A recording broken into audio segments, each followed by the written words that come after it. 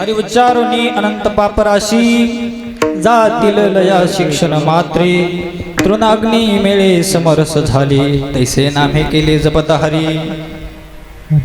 प्रस्तुत प्राप्त प्रसंगी प्राप्त स्थळी कीर्तन रूपी सेवेकरिता निवडलेला अभंग। याच्यावर भूतलावर जड जीवांचा उद्धार करण्यासाठी ज्या संतांना आपुला देह अखंडित झिजवला, 4 वेदाचं मंथन करून पंचवेद गाथा निर्माण केला, भोरडा असेल, भामचंद्र असेल आणि भंडारा असेल, अशा विविध डोंगरावरती जाऊन ज्यांना साधनामधलं वैराग्य निर्माण केलं, जे साधनेचे शिरोमणी बनले, असे असणारे देऊचे सुप्रसिद्ध साधू जगद्गुरु तुकोबाराय आणि तुकोबारायाच्या हृदयात असणारे साधू म्हणजेच आळंदीचे माऊली ज्ञानोबाराय।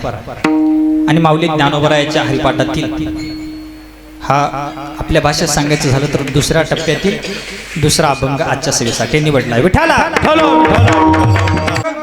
हरिपाठातीलच निवडण्यामागचं कारण आहे बघा, आजची जी एकादशी आजच्या एकादशीचं नाव काय? एकादशी। म्हणून बघा आजच्या एकादशी निमित्त हा नामपर अभंग का बरं निवडला? कारण देवाचं नाव घेतल्यानंतर पाप जळून जातं असं सांगणारा माऊलीचा अभंग। विठाला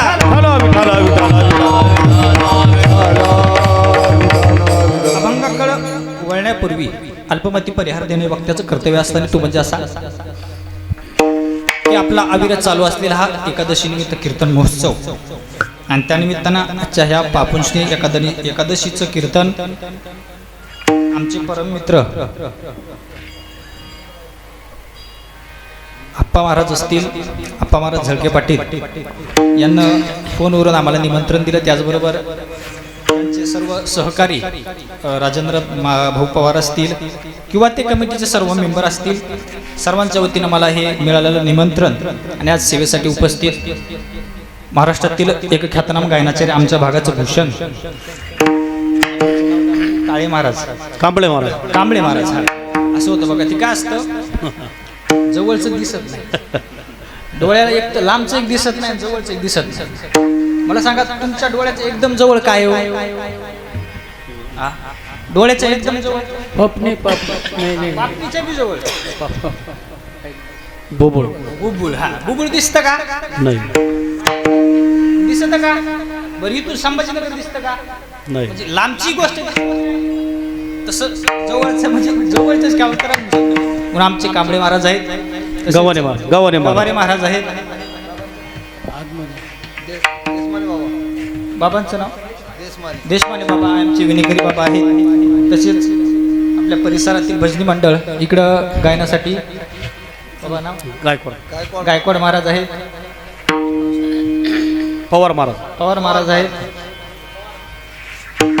आहेत आणि आपली सर्व महिला भजनी मंडळ तसेच मृदंगावरती साथ करण्याकरिता माझ्यासोबत जे आलेले आहेत आमचे जिवलग मित्र, ज्यांना आपल्या हातानं तुमचा भाग दुमदुमून काढाय। आणि बघा आपल्या परिसराचं भूषण जे अंतरवलीचे महादेव महाराज गिरी आहेत ना बाबा, त्या बाबांचे चिरंजीव म्हणजेच आमचे जिवलग मित्र परमानंद महाराज गिरी हे सुद्धा आज पक्वाजाव साथ करण्यासाठी उपस्थित आहेत। इकडून उजव्या हाताला पक्वाजाव साथ करण्यासाठी चिरंजीव कांबळे महाराज। वा क्या बात आहे, कांबळे महाराज त्यांचाही हात गोड आहे बघा, हातामध्ये वजन आणि हात चपळताही भरपूर आहे। बघा काय असतं, या ठिकाणी संप्रदायात जगत असताना गायन करणं एक वेळ सोपं आहे बाबा, कीर्तन करणं 2 मिनिटं बोलणं सोपं आहे बघा। काय की कीर्तन करणं सोपं आहे, गाणं सुद्धा सोपं आहे, पण पखवाज वाजवणं खूप अवघड आहे। कारण त्याच्यासाठी रात्र घासावं लागतं। ज्यावेळेस आम्ही दोघं सोबत शिकावं लिंबा गणेशला जगदळे गुरुजींच्या आश्रमावर बघा, गुरुजी म्हणजे एक जातीवंत पखवाज वादक आहेत बघा। जर तुम्हाला जातीवंत पखवाज पाहिजे असेल, तुम्हाला जर पखवाजातला मर्मज्ञ माणूस पाहिजे असेल तर एकदा त्या लिंबा गणेशच्या ठिकाणी भीमसेगडावरती जागडे, त्या ठिकाणची विद्यार्थ्यांची शिस्त बघा गडे, काय विद्यार्थ्यांचा थाट आहे। गुरुजींचा दराराच असा आहे की गुरुजीला लांबून जरी पाहिलं तर विद्यार्थी घाबरतात आणि त्या गुरुजीकडे आम्ही सोबत शिक्षण घेतलंय बघा। जे आपल्या ओठात असतं का ते त्यांच्या बोटात असतं। तुम्हाला बघायचं का? मी बोल म्हणतो तुम्ही वाजवा। गिती गिती गिती गिती घिन तिरकड तक तिरकड तक तिरकड तिरकड धा धा तिरकड तक तिरकड धा धा तिरकड तक तिरकड धा धा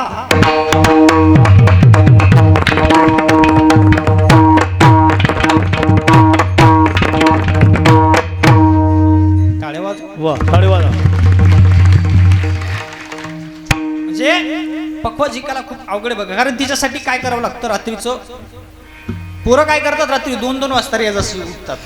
म्हणजे दिवसाची रात्र करतात, रात्रीचा दिवस करतात. आणि ही पखवाज कला अवगत करण्यासाठी खूप अवघड आहे बघा. आणि त्यासाठी जे सेवेसाठी लाभलेले माझे 2 जिवलग मित्र आहेत आणि आपली सर्व मंदिर कमिटी, सर्वांना मी धन्यवाद देतो आणि सेवेला सुरुवात. विठाला. आणि हा जो आपला एवढा भव्य दिव्य कार्यक्रम आहे त्याचं प्रेक्षेपण करण्यासाठी आमचे नादभक्ती चॅनलचे दादा सुद्धा या ठिकाणी आलेले आहेत, त्यांनाही मी मनापासून धन्यवाद देतो. आणि बघा, अभंग माऊली ज्ञानोबा राय अभंगाला सुरुवात करण्यापूर्वी आपण सगळं नियोजन पाहिलं. सर्व कमिटी असेल, सर्व या ठिकाणी सेवेला आलेली मंडळी असतील, सर्व ऐकणारे भाविक भक्त असतील, सर्वांच्या मी चरणी नतमस्तक होतो आणि सेवेला सुरुवात. विठाला. अभंग माऊली ज्ञानोबा राहायचं. अभंगातून माऊली सांगतायत की नाम घेतल्यानंतर काय होतं, पापाची काय होते, निवृत्ती होते. नाव घेतल्यानंतर पाप काय होतं, जळून जातं. पण नाम कुणाचं घ्यावं, त्याला सुद्धा महत्व आहे. नाम घ्यायचं कुणाचं, हरीचं नाव घ्यायचं. कारण देवाचं नाव मुखाला आल्यानंतर काय होतं माहिती का, देवाचं नाव जर आपण एखाद्या कार्यामध्ये सुरुवातीला घेतलं, आपण म्हणतो ना वक्रतुंड महाकाय, त्याच्याशिवाय कार्य सुरू होतं का. सूर्य जर देवाचं कार्य, जर देवाचं नाव जर कार्याच्या सुरुवातीला आलं तर काय होतं माहिती का, सकळ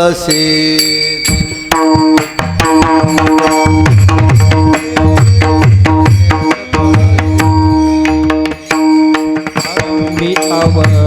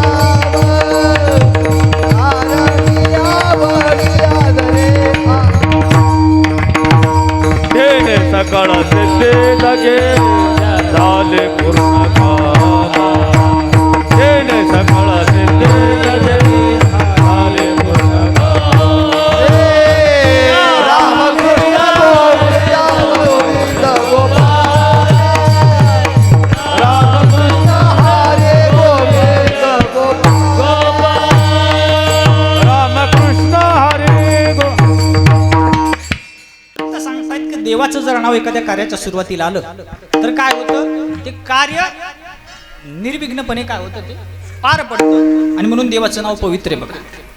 एक वेळेस काय झालं, रामायणामधील प्रसंग आहे बघा. देव, मला सांगा, देव मोठा की देवाचं नाव मोठं? नाम मोठं.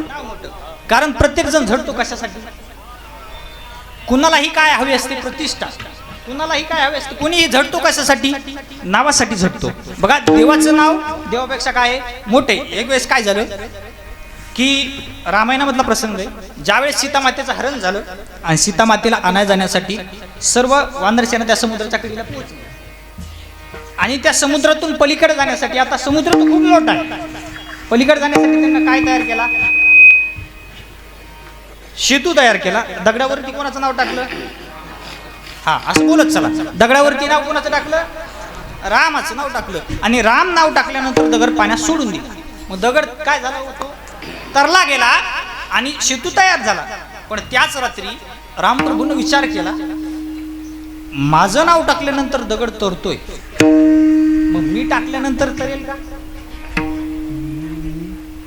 त्यावेळेस प्रभूने काय केलं, स्वतःच्या हाताने दगड घेतला, पाण्यात टाकला. तो दगड तरला का, दगड तरलाच नाही, दगड बुडाला. आणि तेच मागून कुणी पाहिलं माहितीये का, हनुमंतराय मागच्या कडीला बसले होते. हनुमंतराय हसतच बाहेर आले आणि त्यावेळेस म्हणले की देवा, तुझ्या नावाचा महिमा तुझं न कळे मेघशा. तुझ्या नावाचा महिमा फक्त तुझ्या भक्तालाच माहिती आहे. तुझं नाव घेतल्यानंतर काय होतं हे फक्त काय होतं तुझ्या भक्तालाच माहिती आहे. त्याचा काय आनंद हे कोणाला माहिती आहे, भक्ताला माहिती आहे. आणि बघा, जे देवाचं नाव आहे ते पवित्र आणि गोड आहे. आपण विष्णू सहस्त्रनामामध्ये म्हणतो बघा, मंगलानांच मंगलम. देवाचं नाव कसं आहे? पवित्र आहे आणि मंगल आहे. आणि आपण ते घेतल्यानंतर काय होतं? पापाची निवृत्ती होते. मला सांगा, जीवनात जगत असताना प्रत्येकाला अपेक्षा कशाची? सुखाची. नावाची आहे, पण सुख पाहिजे. सुख प्रत्येकाला अपेक्षा सुखाची. कुणी म्हणतं का मज लागी दुःख व्हावे, ऐसे कोणी जीवे भावे. नात्राय सांगतात की कोणी म्हणत नाही की मला दुःख व्हावं, असं जगामध्ये कुणी म्हणतं का? सर्वांना अपेक्षा सुखाची, पण ते मिळत आहे का? सर्वांना अपेक्षा सुखाची, पण सुख प्राप्ती आहे का? बोला. नाही. सुखा लागी करी शीतळ तो पंढरीशी जाय. हा, तरी तू पंढरीशी जाय एक वेळ. हा, मला संत सांगतायत की जर तुला सुख पाहिजे असेल तर तू काय कर? आपुला तो एक देव. तेने विना जेवा सुखानो ये, तेने विना जेवा सुखानो ये, तेने विना जेवा सुखानो ये, तेने विना आपुला तो एक देव करुणी घ्यावा. आपुला तो एक देव करुणी घ्यावा.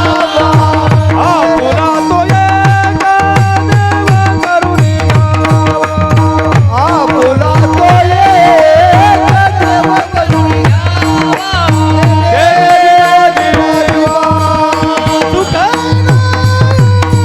तेने विना जेवा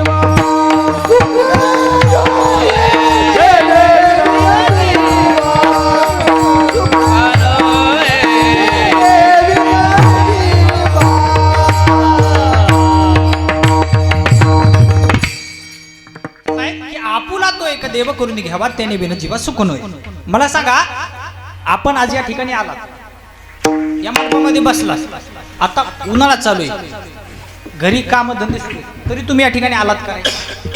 या ठिकाणी बसल्यानंतर आता तुम्ही 2 तास कीर्तन ऐकणार आहे. कीर्तन ऐकताना तुम्हाला विचार तरी येतो का हो की तिकडे शेतामध्ये काम राहिले काय? म्हणजे असं ज्या भानगडी असतात आपल्या लक्षात येतात का?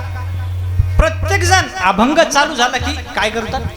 डुलायला लागतात. म्हणजे देवाच्या सानिध्यात आलं की आपलं काय होतं? नाहीच होतं. या ठिकाणी आल्यानंतर बघा आता किती मंडप गच भरलाय. ते जर पंढरपूर पाहिलं, ते सोलापूर जिल्ह्यातलं पंढरपूर जर पाहिलं, त्या ठिकाणची जी भव्यता आणि दिव्यता आहे ना, तीच आज आपल्या पंढरपुरात उतरली. समितीनं नियोजनच एवढं भयानक केलंय. मी मगाशी बसल्यानंतर मला ते भक्तनिवास दाखवण्यात आला. काय आलिशान भक्तनिवासाचं काम चालू, खूप मोठं भक्तनिवास आहे. त्या ठिकाणी खाली जेवणाची व्यवस्था, वरी कीर्तन आणा आणि अजून वरी राहण्यासाठी व्यवस्था आहे. भव्य आणि दिव्य मंदिराची सुद्धा जी मंदिरची जी भव्यता असते ती सुद्धा खूप भारीपणे साकारली आहे. आणि बघा, प्रत्येकाला अपेक्षा सुखाची आहे, पण देवाच्या सानिध्यात गेल्यानंतर सुख आहे. तुम्ही म्हणता महाराज सुखाचा आणि देवाचा काय संबंध हो? तर ऐका, जसं साखर खाल्ल्यानंतर कशी लागते हो? गोड.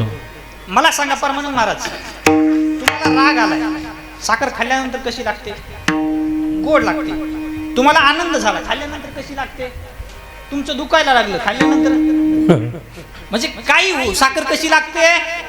हा, बोलत चला साखर गोड लागते. आता मला सांगा, राग आल्यानंतर मिरची खायला दिली कशी लागते?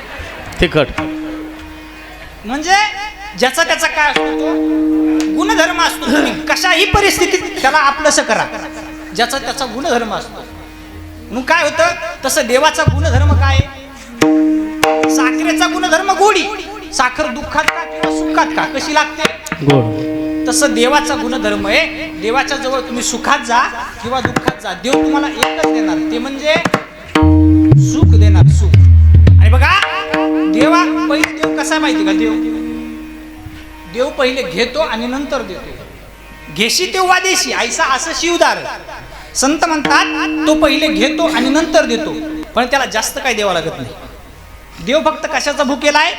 थोर भावाचा भुकेला नाही. आजची दुष्काळत आहे. मला सांगा, देव फक्त भावाचा भुकेलाय. देवाला फक्त काय लागतो? म्हणतात चुलत कसा का? भाव. भाविकासाठी उभा भाविकासाठी उभा भाविकासाठी उभा भाविकासाठी उभा भाविकासाठी उभा भाविकासाठी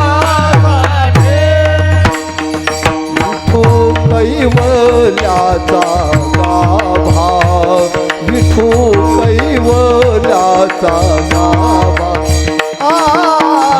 भाविकासाठी उभा भाविकासाठी उभा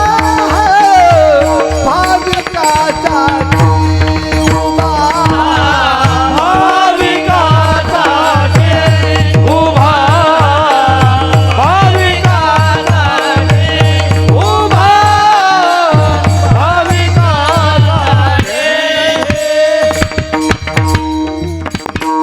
बघा देव फक्त भावाचा भूक केला आणि देवाला दुष्काळ कशाचा असेल तर देवाला दुष्काळ फक्त भावाचा आहे.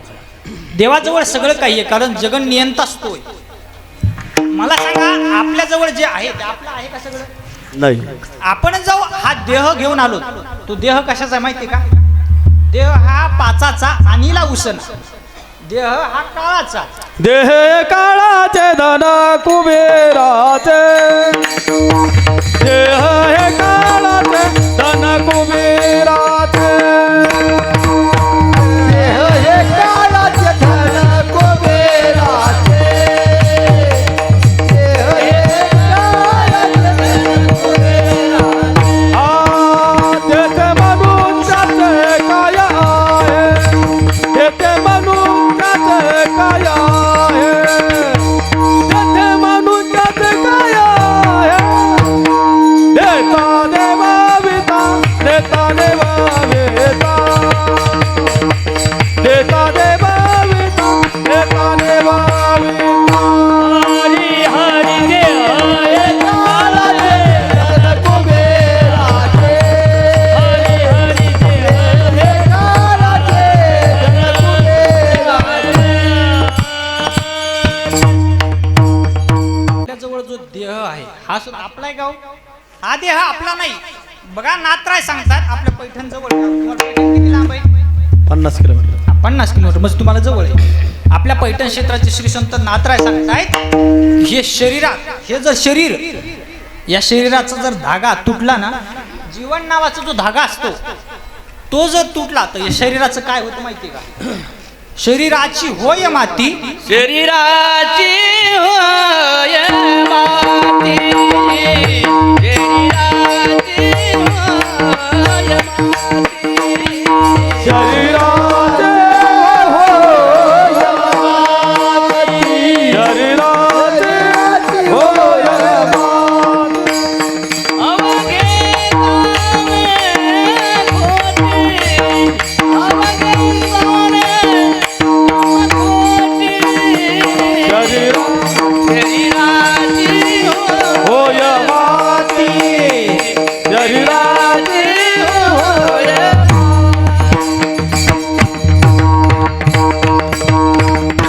आहेत की या शरीरातून ज्यावेळेस प्राण नावाची ज्योत निघून जाते, ज्यावेळेस या शरीरात राम निघून जातो त्यावेळेस या शरीराची काय होते हो?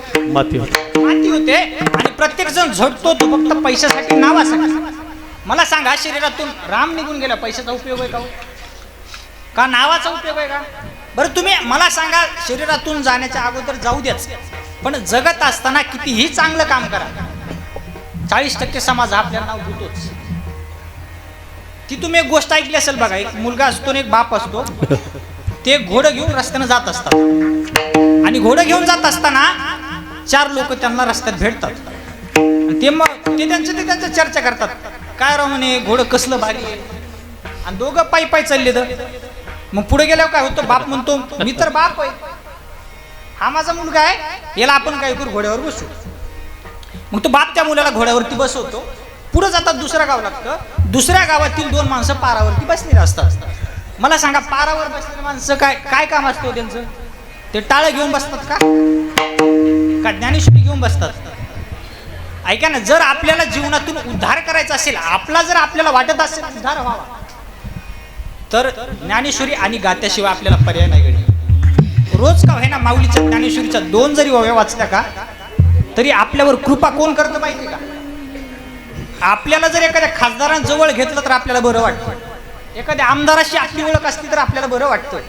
पण मला सांगा, जर जगाच्या मालकाशी आपली ओळख असेल, ऐका ना, माऊलीच्या ज्ञानेश्वरीच्या जर रोज 2 जरी ओव्या वाचल्या का तरी कृपा करी हरी तयावर भाव धरून या वाचे ज्ञानेश्वरी कृपा करी हरी तयावरी. मला सांगा, 12 वर्षी लोक ज्ञानेश्वरी घेऊन बसलेले असतात का? नाही, त्यांचा धंदाच असतो काय करणं? निंदा करणं.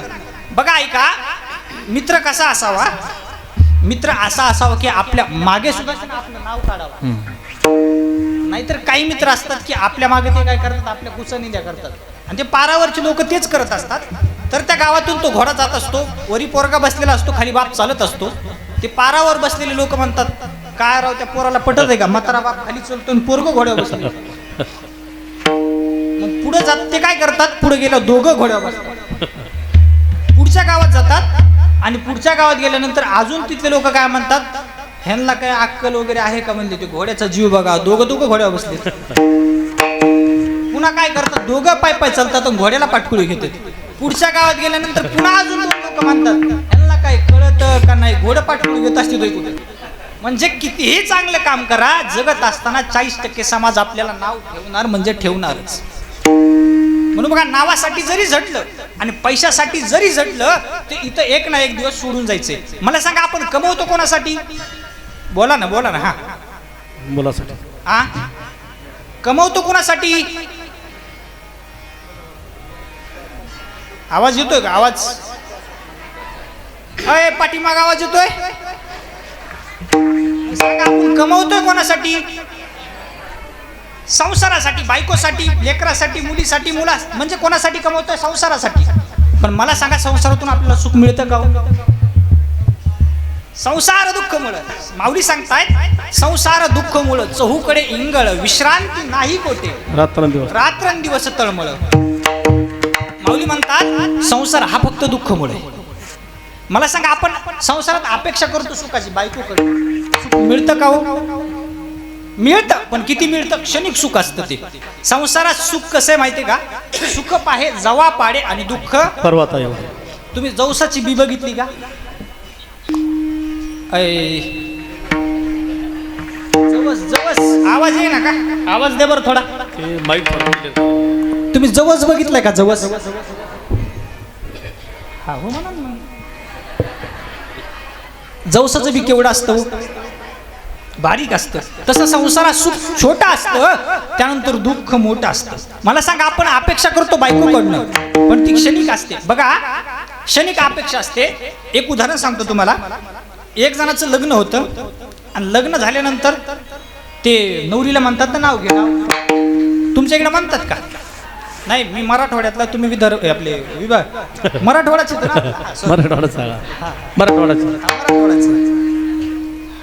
थोडं. हा, ऐका ना, म्हणतात ना नाव घे. तुमच्या इकडे म्हणतात का? आमच्या बीड भागात माणसं मेल्यावर जाळतात. तुमच्या इकडे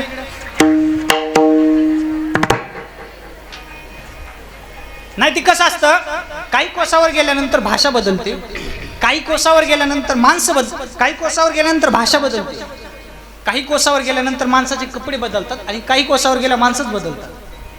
तसं जीवनातही काही टप्प्यानंतर माणसाचा स्वभाव कळायला लागतो, आणि काही टप्प्यानंतर माणसं हे बदललेले दिसायला लागतात. कसं असतं बघा, तो सरड्या असतो बघा, तो रंग बदलणारा सरड्या.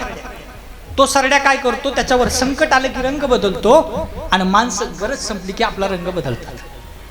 ऐका, एक जणाचं लग्न होतं आणि त्या नवरीला मांडवामध्ये म्हणतात, नाव घे नाव. ती नवरी खूप मोठं नाव घेते. ऐका, आता इथून आपल्या संभाजीनगर इतकं ती काय म्हणते, ऐका, ज्याचं झालं नाही त्यानं वहीन पेन काढा, कामाला येईन नंतर. ऐका, ती नाव घेते, येत होते जात होते, खिडकी वाट पाहत होते, खिडकीला 3 तारा अडकी तारा घुंगर बारा पानं खाते, 13 तारा घाम येतो, जरा जरा तिकडून आला व्यापारी, त्यानं दिली सुपारी. सुपारी देते वाण्याला, हांडाने ते पाण्याला पाणी, आणि त्याडाचं वाडा बांधते भिंगाचा, वाड्यात वाडी 7 वाडी, वाड्यात होता पलंग, पलंगावर उशी, उशीवर बशी, बशीत होता कप, कपाला होतं घर, घराला होती भिंत, भिंतीवर होतं घडीत वाजला 1 आणि तुमच्या सर्वांच्या साक्षीनं नाव घेतो मी ज्ञानोबा तुकोबाचं. ऐका, ही संसाराची सुरुवात आहे. लग्न झाल्या मंडपात बायको एवढं मोठं नाव घेते आणि थोडा संसारमध्ये जाऊ दे, एखादं लेकरू हो तिला म्हणायचं नाव घेणं नाव ताई. ती काय म्हणते माहिती का? राम बसले राज्यावर, सीता बसली रंकावर आणि मुर्द चालय माझ्या कुंकावर. म्हणजे जिनं एवढं मोठं नाव घेतलं ती संसारमध्ये आले की एवढीशा नावावर आली. आणि बघा एकदा काय झालं, आता ही सकाळच गेली का मागची, एक म्हातारी आमच्या घरी आली. ती आमच्या आईकडे आली हळदी कुंकाला. आईला म्हणलं आई नाव घ्यायला ना, कारण बाया नाव छान घेत असतात. आईनं त्या आजीला म्हटलं आजीबाई महाराजांचा आग्रह तुम्ही नाव घ्या. आजीनं नाव घेतलं. आजी म्हणत होती जात होते हळदी कुंकाला, बटन तुटलं बटव्याचं, काय नाव घ्यावं माझ्या साठव्याचं. म्हणजे ऐका, संसार सुरुवातीला नाव केवढं होतं, संसार मध्ये आला नाव, शेवटला सगळं संपून गेलं. कोणासाठी कितीही करा आपण कुठेतरी कमीच पडतो. कारण बघा सत्य चप्पल घालून तयार होईपर्यंत खोटं हे गावभर हिंदून आलेलं असतं. कोणासाठी कितीही करा आपण कुठेतरी कमीच पडतो. म्हणून संसारात कितीही झाटा, फलकट तो संसार तेथे सारा भगवंता, तेथे सारा भगवंता, तेथे सारा भगवंता. फलकट तो संसार तेथे सारा भगवंता, तेथे सारा भगवंता, तेथे सारा भगवंता. संसार हा कसा आहे, फलकट आहे म्हणजे खोटा आहे, खोटा. तुम्हाला जर खरं काही पाहिजे असेल तर कुठं जा माहिती का? देवाजवळ जा. देवच फक्त या जगामध्ये, देवच एकटा खरा. हे आपलं आपण उगा घेऊन बसतो मा मित्र माझा कुठं हेवन जिगरीन ते काही खरं नसतं. फक्त देव खरा असतो. जर तुम्हाला जीवनात आपलंसं कोणाला करायचं असेल, हृदयाशी कुणाला लावायचं असेल तर माझे माऊली ज्ञानोबा राहिला हृदयाशी, माझा तुकोबा राहिला हृदयामध्ये ठेवा. तुम्हाला दुःख कधीच मिळणार नाही. अरे काय प्रेम करता या मुलींवर. मुलींवर जर प्रेम केलं तर तुम्हाला आयुष्यात काय मिळतो? प्रेम केल्यानंतर आयुष्यात काय मिळतो? पश्चाताप होतो, धोका मिळतो. पण जर देवाशी जीव लावला ना, देवाशी एकरूप झाल्यानंतर काय मिळतं? सुखच मिळतं आयुष्यात. या नश्वर जीवाशी, हा देह कसा आहे, देह नाशिवंत आहे. आणि या देहात जर आपण आपला जीव गुंतवाल तर काय होणार आहे? दुःख मिळणार आहे. आणि जर सुख पाहिजे असेल तर देव आपला साकार. ऐका, आपण संसारात अपेक्षा करतो बायकोकडून सुख मिळतं का हो? नाही मिळत. ऐका, एक दृष्टांत आहे. एक भर्तृहरी नावाचा राजा होता आणि त्या राजा खूप चांगला होता. आणि राजा जंगलात शिकारीसाठी गेला आणि तेथील ऋषीमुनीनं राजाला काय दिलं, फळ दिलं की ते फळ खाल्ल्यानंतर राजा काय होणार होता, अमर होणार होता. त्या ऋषीला वाटलं की हे फळ खाल्ल्यानंतर आपला राजा अमर होईल आणि राज्याचा कारभार कसा करेल, चांगल्या प्रकारे करेल. म्हणून ते मुनीनं काय केलं, फळ राजाला दिलं. पण राजाने विचार केला, अरे आपण जर जास्त दिवस जगलो आणि आपली पत्नी जर लवकर गेली तर आपल्या जगण्यालाच काय उपयोग. म्हणून ते राजानं फळ स्वतः खाल्लं नाही. कुणाला दिलं? पत्नीला दिलं. पण तिथं घोटाळा असा होता की पत्नीचं प्रेम राजावरती नव्हतं. तिचं प्रेम त्या ठिकाणी ते घोड्याची चाकर करणारा एक गडी होता. मी माझ्या पदरचं सांगत नाही बरं काही, पुराणातली कथा आहे. त्या राणीचं प्रेम राजावरती नव्हतं, त्या राजवाड्यामधील जो घोड्याची सेवा करत होता राणीचं प्रेम त्याच्यावरती होतं. राणीनं तोच विचार केला, आपण खाऊन काय उपयोग आहे म्हणली, आपला प्रियकर जर जास्त दिवस जगला तर आपल्याला पास. मग ते फळ तिने कुणाला दिलं? घोड्याची चाकरी करणाऱ्याला फळ दिलं. पण तिथं घोटाळा असा होता की त्याचं प्रेम राणीवर नव्हतं, त्याचं प्रेम तिथल्या मोलकरणीवरती होतं. त्यानंही तोच विचार केला आणि ते फळ कुणाला दिलं? पण ऐका, मोलकरीण मनानं चांगली होती. तिने विचार केला, अरे आपण गरीब घरातले, आपण खाऊन काय करणार, आपला राजा खूप बलवंत आहे, दयाळू आहे, त्याला हे फळ आपण नेऊन देऊ. तो जर जास्त दिवस जगला तर राज्य करणार. ते फळ फिरून कुठं आलं? राजाकडे. राजाला किती पश्चाताप झाला असेल. त्यानं ज्या पत्नीवरती प्रेम केलं दुःख कुणाकडून मिळालं? पत्नीकडून मिळालं. ऐका, ज्या वेळेस या शरीराचा धागा तुटतो आणि आपल्याला मशानी नेतात, मशानी नेऊन भडाग्नी देऊन. अग्नी 17 प्रकारचे बरं का, आपल्याला एकच माहिती कोणता, आपल्याला एकच माहिती चुलीतला. अग्नीचे खूप प्रकार आहेत. जो यज्ञात अग्नी असतो तो वेगळा असतो, जाळताना जो वेगळा असतो, अंत्यसंस्कार करताना तो वेगळा असतो, चुलीतला वेगळा असतो. नाना प्रकारचे नाव आहेत. आणि बघा मशानी जो नेऊन अग्नी देतात त्याला भडाग्नी म्हणतात. मला सांगा मशानी गेल्यानंतर आपल्याला जाळतं कोण? आपल्या पोटचा मुलगा. मुलगा. दुःख बायको कोण मिळालं? मुलाकडून मिळालं. अपेक्षा कोणाकडून केली? ती आपण ज्याच्याकडून अपेक्षा केली दुःख त्याच्याकडूनच मिळालं की नाही? मग सुख कुठे आहे? सुख संसारात आहे का? संसारात सुख नाहीच. सुख जर पाहिजे असेल तर देवाकडे जा. ऐका भागवत कथेमधील एक दृष्टांत परमानंद महाराज. बघा एक गजेंद्र नावाचा हत्ती आहे. बघा ऐकली का तुम्ही कथा? गजेंद्र नावाचा हत्ती आहे भागवतामध्ये. आणि तो गजेंद्र आपल्या परिवारासह एका सरोवराच्या कडीला गेला आणि पाणी पिऊ लागला, मस्ती करू लागला. सोंडेत पाणी भरून आपल्या परिवारातील सदस्याच्या अंगावर फेकू लागला. तेवढ्यात त्या सरोवरातील एका मगरीनं त्या गजेंद्राचा पाय पकडला आणि त्यांच्या दोघांमध्ये युद्ध सुरू झालं. काही वर्ष गेले तरी तो मगर त्या गजेंद्राचा पाय सोडायला तयारच नव्हता. आणि बघा गजेंद्रानं आता, गजेंद्र तर थकून गेला. आता त्यानं केविलवाणी नजर करून आपल्या मुलांकडे पाहिलं आणि मुलांना तो हाक देऊ लागला, मुलांनो मी तर थकून गेलोय, आता यातून तुम्हीच मला बाहेर काढा. ऐका ना गडे, त्या मुलांना काय केलं असेल? मुलं म्हणले बाबा तुमचं तर सगळं संपलंय, तुम्ही काय करा, आम्हाला बोलू नका. त्यानं जर तुमचा सोडा ना आमचा धरला तर तुम्ही म्हातारे झालात म्हणलं. ऐका जगत असताना अवस्था किती तो या शरीराच्या? हा 3 अवस्थात. एक म्हणजे बालपण, दुसरं तरुणपण, वृद्धपण, म्हातारपण, आणि चौथं कोणतंच पण ना, पुन्हा डायरेक्ट सरपण. ते म्हणले तुम्ही म्हातारे झालात, तुमचं सगळं संपलंय. त्यानं जर तुमचा सोडा ना आमचा पकडला तर आमचं तर लग्न राहिलेत अजून. मग ते पोरंही निघून गेले. आता त्यानं आपल्या अर्धांगिनीकडे पाहिलं. अर्धांगिनी म्हणली अहो त्यानं जर आपल्या दोघाला पकडलं तर तीही निघून गेली. गजेंद्र नाराज झाला आणि शेवटचा आता एकच पर्याय उरला. त्यानं आवाज दिला, कोठे गुंतलासी द्वारकेच्या राया, कोठे गुंतलासी द्वारकेच्या राया, कोठे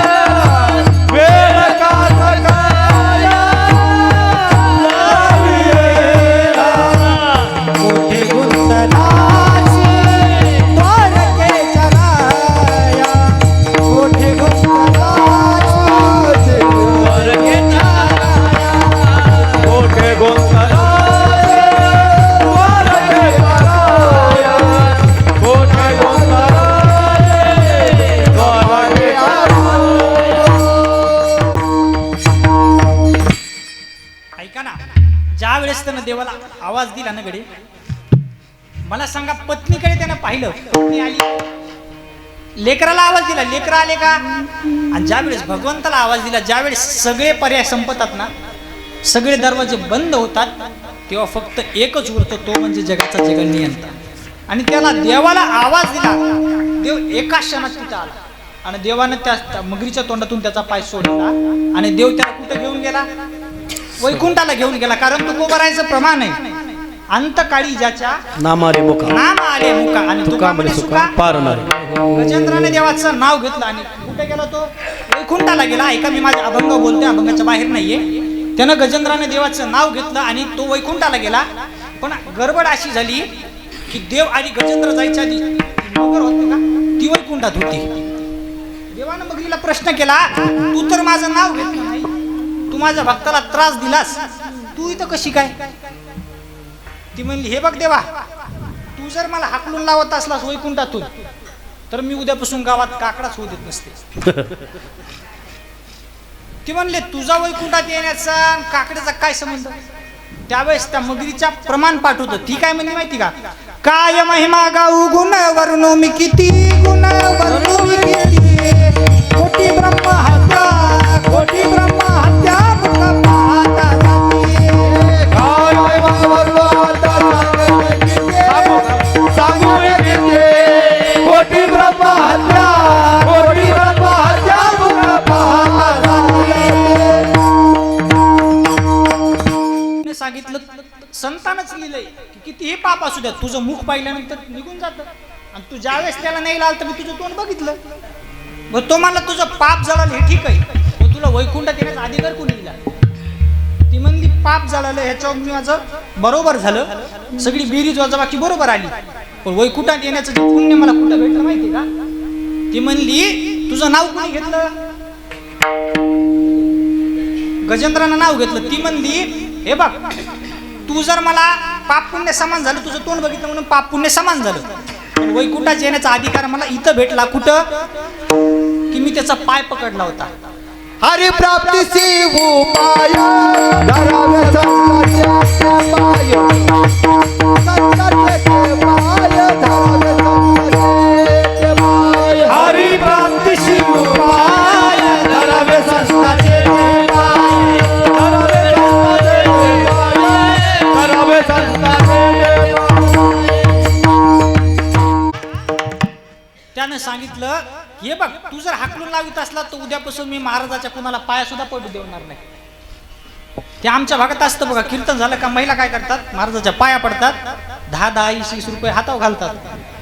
माय बाया तर म्हणते, मेला तर आलाय तर आला, पैसे मागायला लागला.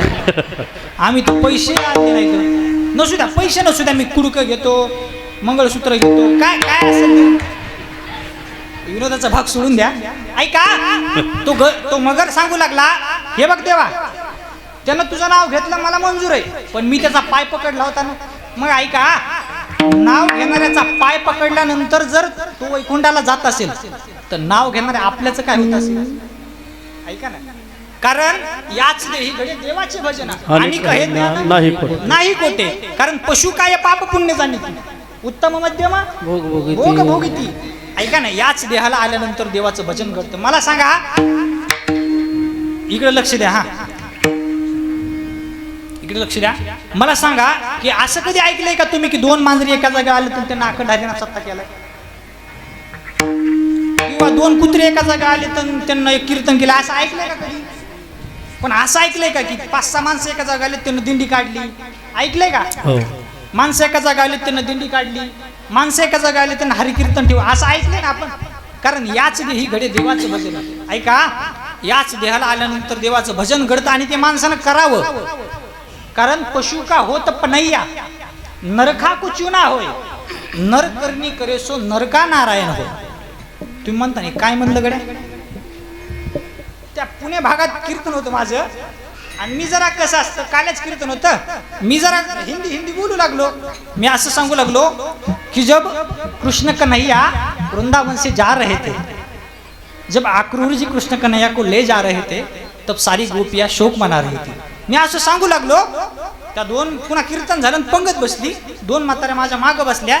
ते म्हणल्या, महाराज मध्ये हिंदी काय करत होता ग? ती दुसरी म्हणली, अगं शेवण ते हिंदी सोड, बुंदी हान. म्हणजे कसं काहीला काहीच कळत नाही. कसं आहे बघा, एकदा काय झालं, आपल्या माऊलीचा सोहळा असतो, पुण्यातून जातो, मग गेल्यानंतर पुण्यातल्या मोठमोठ्या बिल्डिंग, गावाकडच्या म्हाताऱ्या 2 सोहळ्यात गेल्या, त्यानं पुण्यातल्या बिल्डिंग पाहिल्या, आणि एक म्हातारी शेजारी म्हणले, होय ग गंगूबाई, एवढ्या मोठ्या बिल्डिंगी पुण्यात दिसायल्यात, म्हणूनच हरिपाठात म्हणलंय पुण्याची गणना कोण करी. माऊलीने ते पुणे म्हणलंय का?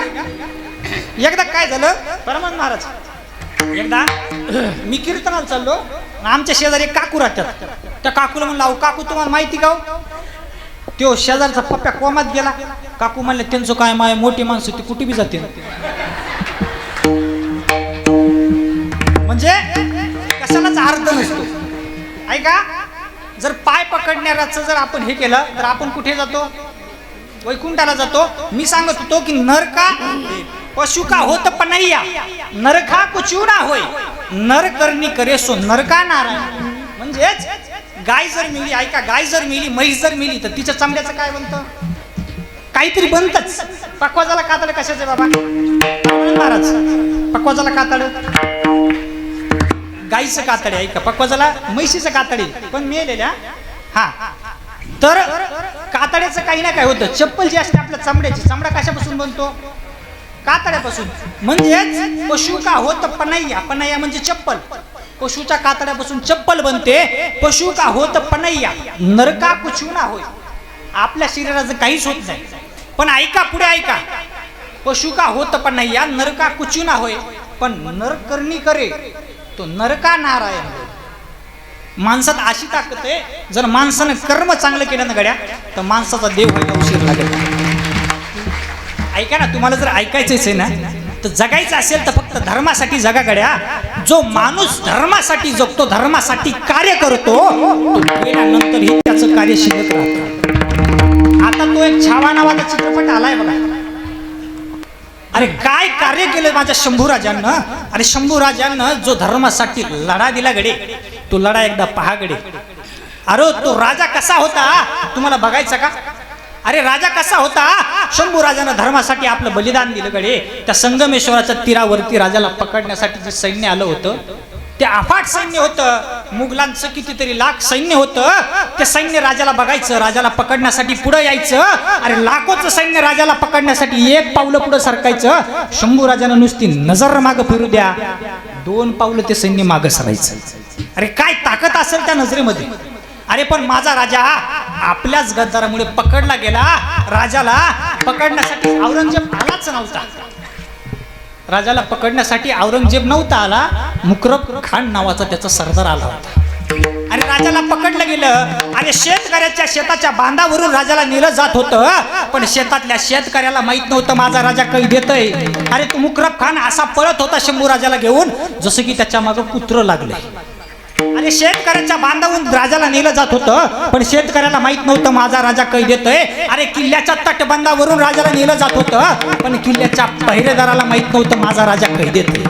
अरे गावच्या कडेनं नेलं जात होतं. पण गावातील लोकांना माहित नव्हतं माझा राजा काही देतोय. आणि जसं त्या औरंगजेबाला बातमी कळली, त्या औरंगजेबाचा एक खास माणूस पळत गेला. तो म्हणू लागला, हुजूर हुजूर, दख्खन का चुहा जो संभाजी है गिरफ्त में आ गया. औरंगजेब म्हणू लागला, पीके तो नहीं आए, क्या बकते हो, पीके तो नहीं आए तुम, संभा कभी पकड़ ही नहीं सकता, संभा सिर्फ पैदा हुआ है जीतने के लिए, हारने के लिए नहीं. म्हणू लागला, आओ हुजूर, संभा पकडलाय, संभा कैद झालाय. राजाने सांगितलं जश्न मनाया जाय, फकीरों को अमीर बना दिया जाय. आणि जश्न सुरू झाला. शंभूराजाला दरबारात हाजीर करण्यात आलं. आणि शंभूराजाला त्या उंटाला बांधण्यात आलं. आणि त्या उंटाला काटेरी साखळी दंड होते. अरे त्या काटेरी साखळी दंडाच्या शेजारी शंभूराजाला उंटाच्या अंगावर बांधण्यात आलं. आणि चौकात मिरवणूक काढण्यात आली. अरे कोणतरी यायचं, कोणतरी यायचं, त्या उंटाची शेपटी पिरगाळायचं. उंट थया थया नाचायचा. काटेरी साखर दंड अंगाला घासायचे, परत जखमा व्हायच्या. अरे कोणीतरी यायचं, त्या उंटाला तलवारीनं टोचायचं. उंट परत थया थया नाचायचा, परत त्या साखळी दंडाने अंगावरती जखमा व्हायच्या. अरे शंभूराजा असा दिसायला तेजस्वी होता की लोक त्याला बघण्यासाठी गर्दी करू लागले. अरे कोण कोणाच्या माडीवर, कोण कोणाच्या दाढीवर, कोण कोणाच्या गाडीवर, कोण कोणाच्या घरावर. अरे एकच बघण्यासाठी जातोय की तो राजा कसा आहे. ज्यानं आमच्या सरदाराची झोप उडवली तो राजा कसा आहे बघण्यासाठी सर्वजण तात्पर होते. पण ऐका, ज्यावेळेस शंभूराजाची जीभ तोडली गेली नगडे, ती जीभ सुद्धा शरीरापासून बाजूला व्हायला तयार नव्हती.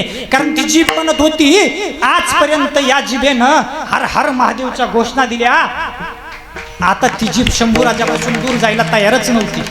अरे ज्या वेळेस शंभू राजाचे डोळे काढले गेले ते डोळे राजापासून दूर जायला तयार नव्हते, कारण ते डोळे म्हणू लागले अरे आजपर्यंत याच डोळ्यानं स्वराज्याचं देखणं स्वप्न पाहिलं आणि आज ते डोळे शंभू राजापासून दूर होत आहेत.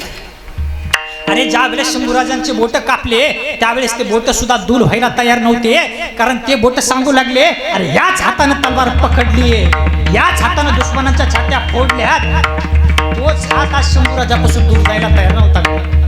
ऐका काय बलिदान असेल त्या राजाचं. त्या बघा त्या चित्रपटात एक भारी कविता आहे बघा की ते म्हणतात मन के जीते जीत है मन के हारे हार, बिना लढे जो हार गए उन पर है धिक्कार.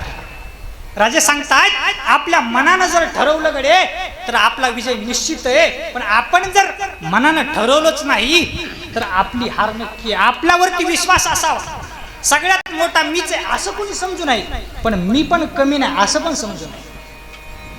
त्या बघा एक शकुनी मामाचा डायलॉग आहे, तुम्ही महाभारत पाहिले का? ते सांगतात की मेरे बच्चों रणभूमि में युद्ध खेलने से पहले वनभूमि में युद्ध खेला जाता है. म्हणजे रणभूमीमध्ये युद्ध खेळायच्या आधी मनामध्ये ते युद्ध खेळावं लागतं, स्वतःला विश्वास द्यावा लागतो तुम्ही जिंकल, तेव्हा ते युद्ध जिंकलं जातं. ऐका शंभूराजानं आपला जो देह समर्पित केला कशासाठी केला? धर्मासाठी केला, म्हणून त्यांची चर्चा आहे. आणि बघा शंभूराजानं धर्म ही जपला, संप्रदाय ही जपला. शंभूराजानं मला सांगा जी तुकोबरायची आजची दिंडी आहे, इकडे लक्ष द्या, इकडे लक्ष द्या. तुकोबरायाचा जो आजचा पालखी सोहळा जातोय तो चालू कुणी केला हो? अय पंढरपूरकर, तुकोबरायाचा जो पालखी सोहळा जातो तो माझा छत्रपती शंभूराजानं सुरू केलेला आहे. ऐका ना, कितीही मोठं झालं तरी आपला धर्म जपला, आपला संप्रदाय जपला आणि त्यातच राहून शंभूराजे घडले. म्हणूनच त्या औरंगजेबासमोर नतमस्तक झालेच नाही. अरे औरंगजेब शंभूराजाला बघून म्हणायचा अरे क्यों पैदा नहीं होता ऐसा एक भी शख्स हमारे जमाने में. त्यावेळेस शंभूराजाने त्याला कडकडून उत्तर दिलं अरे औरंगजेब तू तुझ्या बापाचा झाला नाही, अरे कसा पैदा होईल संभाजी तुझ्या कुशीत? संभाजी तर जन्मेल फक्त महाराष्ट्राच्या मुशीत, शिवछत्रपतींच्या कुशीत. हरी उच्चाराये अनंत पापराजे, हरी उच्चाराये अनंत पापराजे, उच्चाराये अनंत पापराजे, हरी उच्चाराये अनंत पापराजे, हरी उच्चाराये अनंत पापराजे, हरी उच्चाराये अनंत पापराजे. जातील नाही क्षण मात्र, शिक्षण मात्र क्षण मात्रे हरी मुखे म्हणा, हरी मुखे म्हणा, हरी मुखे म्हणा, हरी मुखे म्हणा, हरी मुखे म्हणा.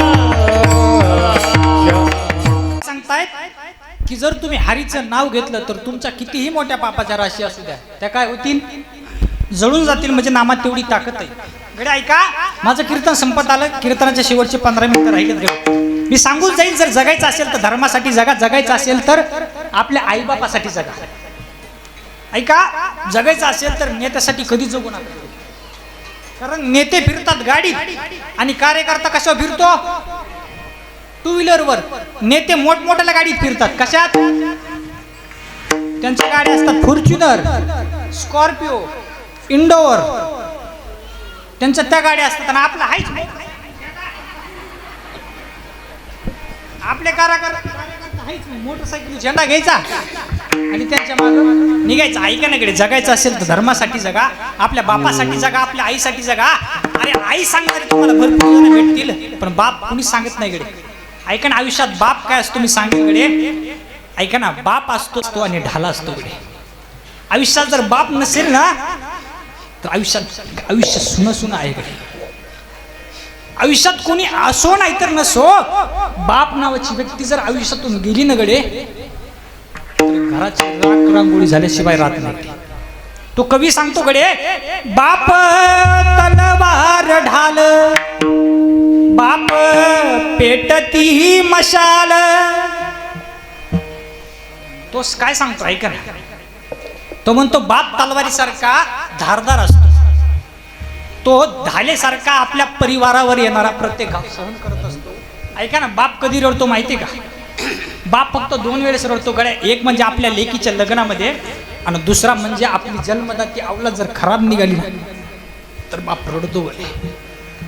ऐका ना, सर्व तुम्हाला लाख सांगणारे मिळतील की आई माझा माहीचा सागर, पण कुणी तुम्हाला हे सांगणार नाही की शेतामध्ये माझी खोप, तिला बोराट्याची झाप, ती तराभतो कष्ट करतो माझा शेतकरी बाप. ऐका ना, बाप काय असतो सांगू का? बाप जर खरा पाहिजे असेल तर बाप रात्री झोपल्यानंतर, बाप स्वतः फाटकी बनेल घालतो पण आपल्या लेकराला लाखोचे कपडे घेऊन देतो. बाप स्वतः फाटकी चप्पल घालतो पण आपल्या पोराला तो हजारोचा बूट घेऊन देतो. तो बाप असतो गड्या. ऐका ना, प्रत्येक जणाला रोजची शिदोरी करणारी आई दिसते गड्या, रोज आपल्याला लागणारी शिदोरी करणारी आई दिसते, पण जन्मभर पुरेल इतकी आयुष्याची शिदोरी गोळा करून देणारा बाप कोणाला दिसत नाही. लग्नामध्ये सर्वांसमोर रडणारी आई प्रत्येकाला दिसते, पण मंडपाचा खांब धरून रडणारा बाप कोणाला दिसत नाही. ऐका ना गडे, बाप, मी मुलींना एक विनंती करतो, माझ्या बहिणीसारखे आहात गडे, तुम्हाला खरंच प्रेम करायचं असेल तर फक्त बापावरती करा गडे. ऐका ना, एकदा का आपण आपल्या बापाचा हात पकडला ना, आयुष्यात कुणापुढेच हात पसरवायची गरज आपल्याला पडणार नाही. जगायचं असेल बापासाठी जगा, धर्मासाठी जगा, आणि दुसरं म्हणजे देशासाठी जगा गडे. ऐका ना, देशासाठी जगा, कारण देश आपला जो माती आहे, आपण ज्या मातीमध्ये वाढलो तिचा आपल्याला स्वाभिमान असावा. ऐका ना, आणि कार्य असं करा की जे गेल्यानंतर ही लक्षात राहील. माझं छत्रपतीचं कार्य आहे बघा, गेल्यानंतर ही लक्षात राहतं. ऐका ना, ज्या वेळेस छत्रपती शिवाजी महाराजांचं स्वराज्य वाढू लागलं, आता इकडे लक्ष द्या, फक्त 10 मिनिटं राहिले. ज्या वेळेस छत्रपती शिवाजी महाराजांचं स्वराज्य वाढू लागलं, आता मुघलांच्या डोळ्यात शिवाजी महाराज खपू लागले, आणि आता एकच दरबार भरला तर शिवाजीला कोण पकडणार? एकच दरबार भरला, कोण लाएगा शिवाजी को? त्यावेळेस त्या राणीचा दरबार भरला होता, त्याच्यात एक सरदार उठला, तो बोलला मैं लाऊंगा शिवाजी को, आणि त्या सरदाराने विडा उचलला, त्याचं नाव होतं अफजल खान. तो अफजल खान निघाला, वाई मार्ग तो महाराष्ट्रात आला, आणि प्रतापगडाच्या पायथ्याशी त्यांच्या भेटीचा दिवस ठरला. पण तो अफजल खान येत असताना खाली हात आला नव्हता. तो येत असताना तुळजापूरला गेला, कोल्हापूरला गेला, माहूरगडला गेला, आणि त्या ठिकाणच्या देवीच्या मूर्त्या त्यानं उद्ध्वस्त केल्या. आणि ऐका ना, ज्यावेळेस देवीच्या मूर्त्या उद्ध्वस्त केल्या, ज्यावेळेस एखादं पाप वाढतं का, त्यावेळेस कुणी ना कुणी पाप नष्ट करायला जन्म घेत असतं. भगवंतानं लिहिलंय, यदा यदा ही धर्मस्य ग्लानिल भवतीन भारत अभ्युत्थान व धर्मस्य तदात्मा सुजाम्येव परित्राणाय साधूनां विनाशाय च दुष्कृतां धर्म संस्थापनार्थाय संभवामीच युगे युगे. आणि ऐका, काळ माजल्यानंतर कुणीतरी जन्माला येत असतं. ज्यावेळेस अफजल खान त्या मूर्त्या फोडत होता, तोडत होता, त्यावेळेस आईची गोंधळी आईला विनवू लागले, आई दार उघड बये आता, दार उघड बये, दार उघड बये आता, दार उघड बये आता, दार उघड बये, दार उघड बये आता, दार उघड बये, दार उघड बये आता, दार उघड बये आता, दार उघड बये, दार उघड बये आता, दार. हे तुळजापूरची आई भवानी दार उघड बये, दार. कोल्हापूरची आई लक्ष्मी दार उघड बये, दार. हे माहूरगडी रेणुका माऊली दार उघड बये, दार. हे पंढरीची आई विठाई दार उघड बये, दार. आईशी गोंधळी आईला म्हणू लागले, आई तुला ज्या दुश्मनाने तोडलंय फोडलंय, आई तू त्याला मारण्यासाठी जन्माला ये. आई भवानी तुझ्या कृपेने तारी संकटाला, आगात महिमा तुझी माऊली बारी संकटाला. आई कृपा करी माझ्यावरी जागवी तो रात सारी, आई कृपा करी माझ्यावरी जागवी तो रात सारी. ऐका, आईला गोंधळी विनू लागले, आई तू जन्म घे, याचा संवाद कर. आईनं जन्म घेतला होता शिवनेरीवर, आणि अफजल खान आलाय प्रतापगडाच्या पायथ्याशी, आणि प्रतापगडाच्या पायथ्याशी तो शिवाजी महाराजांना भेटायला त्याला निमंत्रण पाठवलं. सारखे माझा टाळ टाळ. आता त्या अफजल खानाने छत्रपती शिवाजी महाराजांना भेटण्यासाठी पत्र पाठवले. भेटीचा दिवस ठरला गेला. प्रतापगडाच्या पायथ्याशी भेटीसाठी शामियाना उभा केला. भेटीसाठी छान उभा केला नक्षीदार शामियाना. अरे चालू मजरा नक्षीदार शामियाना. चालू मजरा चालू मजरा. ऐका, त्या प्रतापगडाच्या पायथ्याशी एक शामियाना उभा केला. त्या शामियानामध्ये कान डौलत डुलत आला सय्यद बंडा होत असलेला. त्या शामियानामध्ये खान डौलत आणि डुलत गेला. त्याच्यासोबत त्याचा एक विश्वासू सरदार होता. सय्यद बंडा नावाचा सरदार होता. आणि महाराज गडावरून खाली आले. महाराजासोबत कोण होतं? कान डौलत डुलत आला सय्यद बंडा त्याच्या संगतीला शिवाच्या संगती महाला. गोपाच्या संगती मला. शिवाजी महाराजांच्या संगतीत एक शिवा महाले नावाचा विश्वासू सरदार होता. आणि आता भेटीचा दिवस ठरला. राजे भेटायला जाणार. राजे आलेले आहेत. आता खान राजाकडे बघून काय म्हणतो? हा, हा, हा, हा, हा. खान हाक मारितो हसरी. खान हसरी हाक मारतोय. हा, हा, हा, हा. आओ शिवाजी आओ, हमारे गले लग जाओ. त्यावेळेस महाराजांना आलिंगन दिलं. एक आलिंगन दिलं, दुसरं आलिंगन दिलं, तिसऱ्या आलिंगनात काय झालं? कानदाभिमान मानला, कानदाभिमान मानला. कट्यारीचा वार तन केला, कट्यारीचा वार तन केला. शिलकत होत अंगाला, शिलकत होत अंगाला. तो अंगला जगत होता अंगला. कानाने कट्यारीचा वार केला. पण महाराजाच्या अंगामध्ये चिलखत असल्यामुळं कानाचा वार फुका गेला. आता खान गडबडला. तेवढ्यात महाराजांनी काय केलं? पोटामध्ये बीच वाढगडला. वाढगड्याचा मारा केला. टरा टरा पाडलं पोटाला. कानाचा कोतळा बाहेर आला. जिरा जिरा दी दी दी. जहाजी राजी जहाजी राजी जहाजी राजी जहाजी राजी.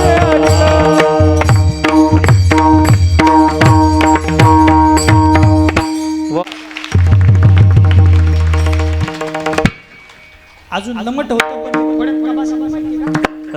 लय मोठं होतं अजून थोड्यात का बास केलं? कारण एवढं जर ढांगळा ढांगळा वाजायला तर एखादी माऊली उठायची उगा अंगात यायचं बघ. ऐका ना, त्या इथं देव पिंपळगाव आहे. तिथं नवरात्रीत माझं कीर्तन होतं. परमानंद महाराज होते बघा सोबतीला. आणि तिथं देवीचं कीर्तन असल्यामुळं कसं असतं, देवीचे गाणे म्हणावं लागते 2-4. आणि येतेत मी मला, कारण हे जर बंद पडलं तर मला देवीचे गाणे येतात. कारण हे जर बंद पडलं तर असा माणसा आहे का ना. मग मी देवीचं गाणं म्हणलो. आई ग अंबाबाई तुला सोन्याचा गजुबा आणि तुझ्या ग दर्शनाला कोल्हापूरचा राजा उभा. मी असं म्हणलो. नंतर मी म्हणलो जरीच्या चोळीला सोन्याचं लावते बटन. बघा कसं वाजवते. एरी थाप टाका म्हणलं तर. मी तसं गाणे म्हणालो देवीचे. एक मत खेळतच माझ्याजवळ आली. उगाच तसं व्हायचं म्हणून मी काय केलं, बास केलं. कसं असतं त्या ओघातली ओघात माणसं काही बी करतात. मी तर अजून ते अंगात येतात देव म्हणतात, माझा काय त्याला विरोध नाही. पण मी तर मी आता 21-22 वर्षाचा आहे. मी एक 19-18 वर्षाचा असल्यापासून कीर्तन करतो. पण देव अजून माझ्या कधी स्वप्नात पण आला नाही. लोकांच्या अंगात कसं येतो काय माहिती. ऐका ना, ते काय होतं माणसं ओघात करून जातात. एक म्हातारं असं कीर्तनाला पुढं बसलं होतं. पुढं म्हातारी कीर्तनाला जास्त असतात. ऐका, आपले इथं सगळे आहेत, तरुण बी आहेत. कारण तुकोबा राहायला अपेक्षित आहे, संताला अपेक्षित आहे तरणा भाग्यवंत आणि नटे हरी कीर्तनात. पण आपल्या इथं म्हातारे जास्त असतात. त्यांची एक हेडलाईट गेलेली, एखादं कानशाट. एकदा माया पुढं भैर बसलं. ऐका ना, माया पुढं काय झालं, एकदा कीर्तनात माणूस बसला. मी असं सांगायचो, अरे म्हणायचो की पुंडलिकासाठी पांडुरंग त्या पंढरीत अवतरला. जसं पांडुरंगाचं मंदिर पंढरपुरात मोठं तसं आपली तर मोठं असं समजा तिथलं याचं वर्णन करू लागलो ते म्हातारं नुसतं लोक हलवायचं असं करायचं.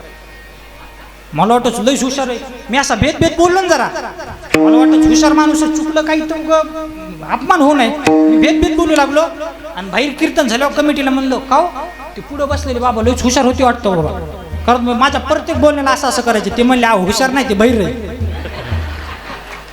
म्हणजे काय असतं म्हातारे माणसाला पुढं बसायचा नाद असतो आणि एक म्हातारा असं पुढं बसलं संध्याकाळचं कीर्तन होतं मी जरा वेदांत सांगू लागलो जरा मी इकडे तिकडे वेदांत सांगलो विचारसागर भांडारकर हे सांगू लागलो की झोपलं आणि झोपीत काय करायला समोर धोतर वाढायला लागलं मी असं झोपलो म्हणलं बाबा काय करायले ते म्हणला काय नाही हो ते एक माणूस आलता 2 मीटर कपडा मागू लागला म्हणजे तो स्वप्नात देऊ लागला म्हणजे माणसं काय करतात धुंदीत असल्यानंतर काही करतात ऐका मी सांगतोय की छत्रपती शिवाजी महाराजांचं जीवन व्यर्थ गेलं का नाही गेलं संभाजीराजांचं नाही गेलं माऊलींचं तसं गड्या आपल्या धर्मासाठी जगा आणि आपल्या मायबापासाठी जगा पण ऐका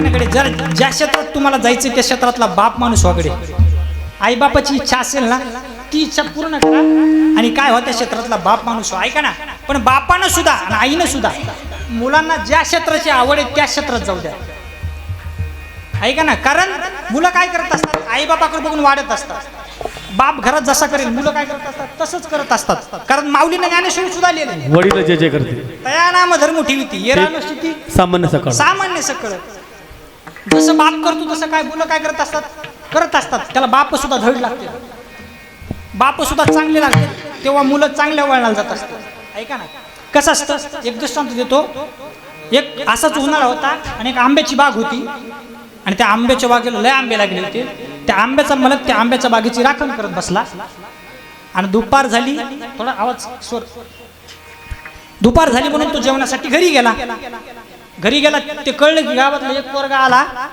आणि आंब्याच्या झाडावर चढला कळलं की आपल्या बगीच्यामध्ये कोणतरी घुसले तो जेवण सोडून आला आणि त्या पोराला म्हणू लागला कुणाचा आहेस रे तू खाली म्हणला मी आंबे बघायचे पैसे घेतो म्हणला तू तर तोडून खायला लागलास कोणाचाच म्हणला खाली ते बोर खाली आलं त्याचा हात पकडला त्याच्या कानाखाली दिली मला चल तुझ्या बापा बसतो तू कोणाचा आहेस चल तुझ्या बापाकडे तो म्हणला घरी जायची गरजच नाही बाप इथं दुसऱ्या आंब्यावर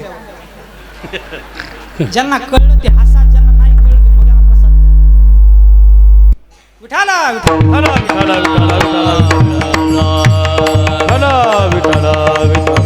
ऐका माऊली ज्ञानोबा सांगतात की देवाचं नाव घेतल्यानंतर पाप जळतं जसं मला सांगा तुमच्या इथे पलीकडे माळरान आहे माळरान ऐका डोंगर भाग आहे तुमचा आणि त्या भागामध्ये गवत आता हिरवगार गवत आहे का आता वाळलेलं गवत आहे मला सांगा 1 एकर वाळलेलं गवत आहे ते 1 एकर गवत पेटून द्यायला किती डबडे लागतील तर नागरी मेळ समरसदार तर नागरी मेळ समरसदार नागरी मेळ समरसदार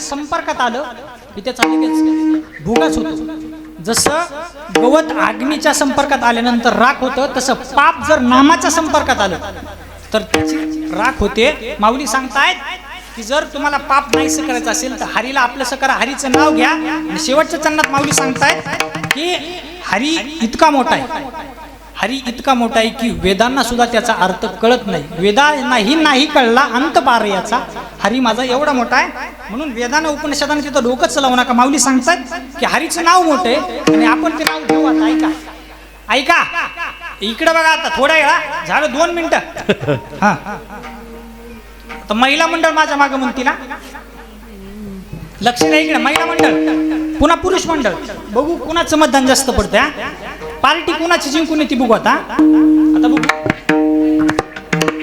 म्हणा महिला मंडळा सुंदर माझे जाते गे फिरते बहुतेक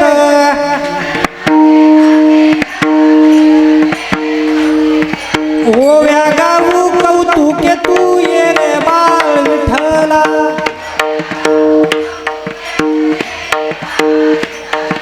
सासू आणि सासरा धीर तो तिसरा हे ओव्या गाऊ भ्रातारा तू ये रे बाळ विठ्ठला वा एकदा टाळ्या वाजवायच्या आता पुरुष मंडळीची बारी हा ऐका महिला मंडळ लय भारी वाटली आता पुरुष मंडळ मस्त फजिती गाडी लाईट ऐका आता पुरुष मंडळीची बारी हा मना माय माग आता औ राधे कृष्णा कृष्णा राधे राधे राधे श्याम श्याम श्यामा राधे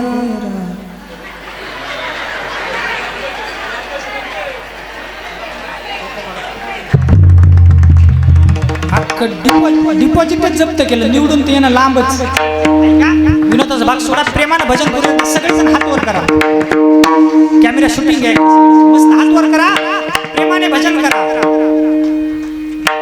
राहू द्या आता असे 4 वाजता म्हणा म्हणा विठोबा रघुमाई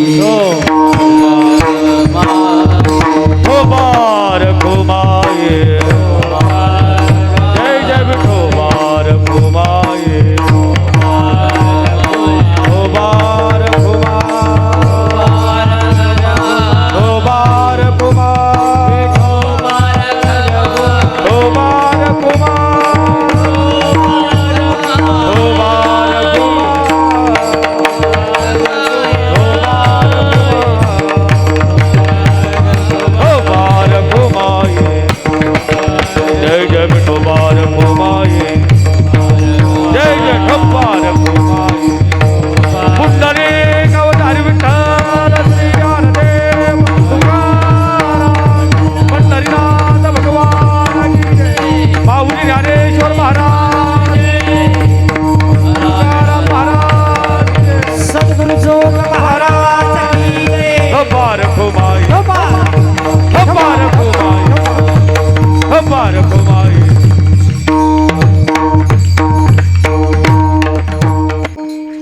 वा छान भजन केलं त्याबद्दल सर्वांचे धन्यवाद आणि न सांगता हात हात खाली केले त्याच्याबद्दल खूप धन्यवाद ऐका माऊली ज्ञानोबराचा अभंग सेवेसाठी निवडला आणि आपला सेवेचा टाइम संपून गेलेला आहे ज्या पद्धतीने सद्गुरूंना बुद्धी दिली त्याप्रमाणे मी सेवेचा अभंगाचा विस्तार करण्याचा प्रयत्न केला अभंगाचा अर्थ असाच असेल असा माझा काही हट्ट नाहीये मोठे मोठे वक्ते आपापल्या बुद्धीच्या प्रमाणे अभंगाचा अर्थ वेगवेगळा लावू शकतात जसं सद्गुरूंना शिकवलं जसं घडवलं ज्या पंडित जगदाळे गुरुजींच्या तालमीमध्ये आम्ही घडलो ज्या गुरुजींच्या तालमीमध्ये आम्ही शिकलो ज्या गुरुजींच्या दराऱ्यामध्ये आम्ही वागलो आणि ज्या गुरुजींच्या दराऱ्यामध्ये आम्ही मोठे झालो त्या गुरुजींचं शिकवण आहे जे काही बरोबर असेल ते माझ्या गुरुवरांचं आणि जे काही चुकीचं असेल ते माझ्या बुद्धीचे दोष ते मला परत करा आणि तुमचा एक मुलगा समजून मला माफ करा आणि जर माफ नसेल करायचं तर काय करायचं ते करा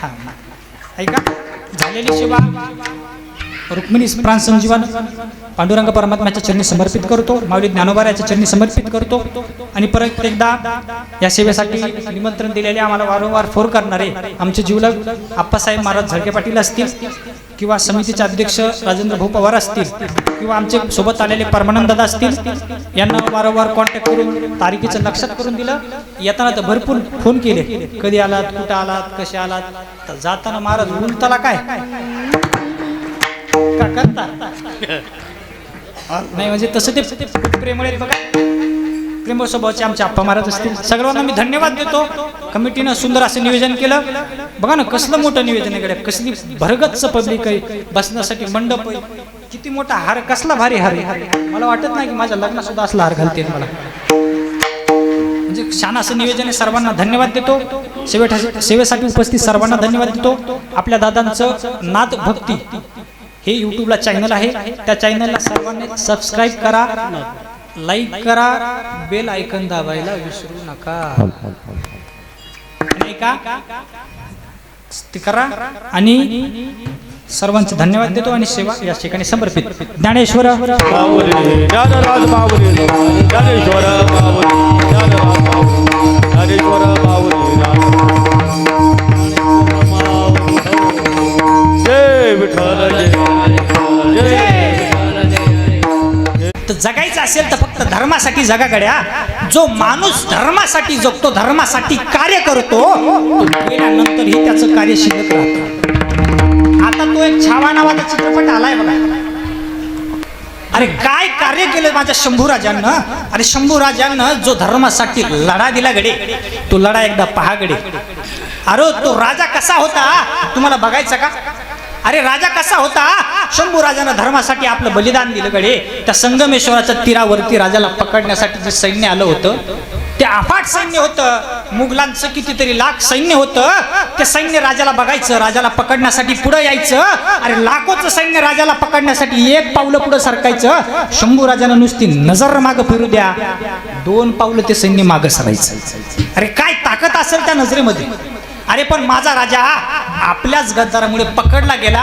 राजाला पकडण्यासाठी औरंगजेब आलाच नव्हता. राजाला पकडण्यासाठी औरंगजेब नव्हता आला, मुकरब खान नावाचा त्याचा सरदार आला होता. आणि राजाला पकडलं गेलं. आणि शेतकऱ्याच्या शेताच्या बांधावरून राजाला नेलं जात होतं. पण शेतातल्या शेतकऱ्याला माहित नव्हतं माझा राजा काही देतोय. अरे तो मुकरब खान असा पळत होता शंभू राजाला घेऊन, जसं की त्याच्या मागं कुत्र लागले.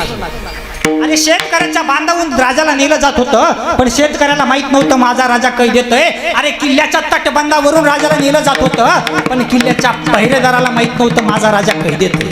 अरे गावच्या कडेनं नेलं जात होतं, पण गावातील लोकांना माहित नव्हतं माझा राजा काही देतोय. आणि जसं त्या औरंगजेबाला बातमी कळली, त्या औरंगजेबाचा एक खास माणूस पळत गेला.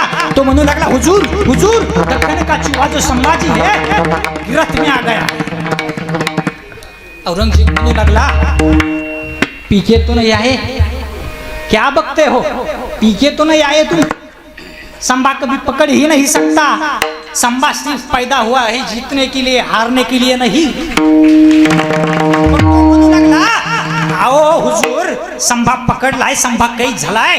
राजाने सांगितलं जश्न मनाया जाय, फकीरों को अमीर बना दिया जाय. आणि जश्न सुरू झाला. शंभूराजाला दरबारात हजर करण्यात आलं. आणि शंभूराजाला त्या उंटाला बांधण्यात आलं. आणि त्या उंटाला काटेरी साखळी दंड होते. अरे त्या काटेरी साखळी दंडाच्या शेजारी शंभूराजाला उंटाच्या अंगावर बांधण्यात आलं. आणि चौकात मिरवणूक काढण्यात आली. अरे कोणतरी यायचं, कोणतरी यायचं, त्या उंटाची शेपटी पिरगाळायचं. उंट थया थया नाचायचा. काटेरी साखर दंड अंगाला घासायचे, परत जखमा व्हायच्या. अरे कोणीतरी यायचं, त्या उंटाला तलवारीनं टोचायचं. उंट परत थया थया नाचायचा, परत त्या साखळी दंडाने अंगावरती जखमा व्हायच्या. अरे शंभूराजा असा दिसायला तेजस्वी होता की लोक त्याला बघण्यासाठी गर्दी करू लागले. अरे कोण कोणाच्या माडीवर, कोण कोणाच्या दाढीवर, कोण कोणाच्या गाडीवर, कोण कोणाच्या घरावर. अरे एकच बघण्यासाठी जातोय की तो राजा कसा आहे. ज्यानं आमच्या सरदाराची झोप उडवली, तो राजा कसा आहे बघण्यासाठी सर्वजण तात्पर होते. पण ऐका, ज्यावेळेस शंभूराजाची जीभ तोडली गेली ना कडे, ती जीभ सुद्धा शरीरापासून बाजूला व्हायला तयार नव्हती. कारण ती जीभ म्हणत होती, आजपर्यंत या जिभेनं हर हर महादेवच्या घोषणा दिल्या, आता ती जीभ शंभूराजापासून दूर जायला तयारच नव्हती. अरे ज्यावेळेस शंभूराजाचे डोळे काढले गेले, ते डोळे राजापासून दूर जायला तयार नव्हते. कारण ते डोळे म्हणू लागले, अरे आजपर्यंत याच डोळ्यानं स्वराज्याचं देखणं स्वप्न पाहिलं, आणि आज ते डोळे शंभूराजापासून दूर होत आहेत. अरे ज्यावेळेस शंभूराजांचे बोट कापले, त्यावेळेस ते बोट सुद्धा दूर व्हायला तयार नव्हते. कारण ते बोट सांगू लागले, अरे याच हातानं तलवार पकडली, याच हातानं दुश्मनाच्या छात्या फोडल्यात. तोच हात आज शंभूराजापासून दूर जायला तयार नव्हता. ऐका काय बलिदान असेल त्या राजाचं. त्या बघा, त्या चित्रपटात एक भारी कविता आहे बघा, की ते म्हणतात, मन के जीते जीत है, मन के हारे हार, बिना लढे जो हार गए उन पर है धिक्कार. राजे सांगतात, आपल्या मनानं जर ठरवलं गडे तर आपला विजय निश्चित आहे. पण आपण जर मनानं ठरवलंच नाही तर आपली हार नक्की. आपल्यावरती विश्वास असावा. सगळ्यात मोठा मीच आहे असं कोणी समजू नये, पण मी पण कमी नाही असं पण समजू नये. त्या बघा एक शकुनी मामाचा डायलॉग आहे, तुम्ही महाभारत पाहिले का? ते सांगतात की मेरे बच्चों, रणभूमि में युद्ध खेलने से पहले वनभूमि में युद्ध खेला जाता है. म्हणजे रणभूमीमध्ये युद्ध खेळायच्या आधी मनामध्ये ते युद्ध खेळावं लागतं, स्वतःला विश्वास द्यावा लागतो तुम्ही जिंकल, तेव्हा ते युद्ध जिंकलं जातं. नाही का शंभूराजानं आपला जो देह समर्पित केला, कशासाठी केला? धर्मासाठी केला, म्हणून त्यांची चर्चा आहे. आणि बघा शंभूराजानं धर्म ही जपला, संप्रदाय ही जपला. शंभूराजानं मला सांगा, जी तुकोबरायची आजची दिंडी आहे, इकडे लक्ष द्या, इकडे लक्ष द्या. तुकोबरायाचा जो आजचा पालखी सोहळा जातोय, तो चालू कुणी केला हो? तुकोबरायाचा जो पालखी सोहळा जातो, तो माझा छत्रपती शंभूराजानं सुरू केलेला आहे. ऐका ना, कितीही मोठं झालं तरी आपला धर्म जपला, आपला संप्रदाय जपला आणि त्यातच राहून शंभूराजे घडले. म्हणूनच त्या औरंगजेबासमोर नतमस्तक झालेच नाही. अरे औरंगजेब शंभूराजाला बघून म्हणायचा, अरे क्यों पैदा नहीं होता ऐसा एक भी शख्स हमारे जमाने में. त्यावेळेस शंभूराजाने त्याला कडकडून उत्तर दिलं, अरे औरंगजेब, तू तुझ्या बापाचा झाला नाही, अरे कसा पैदा होईल संभाजी तुझ्या कुशीत? संभाजी तर जन्मेल फक्त महाराष्ट्राच्या मुशीत, शिवछत्रपतींच्या कुशीतच. त्या शंभूराजाने आपला धर्म सांभाळला. आपण दृष्टांत आपला चालू होता की धर्मासाठी जगा देवाचं नाव घ्या.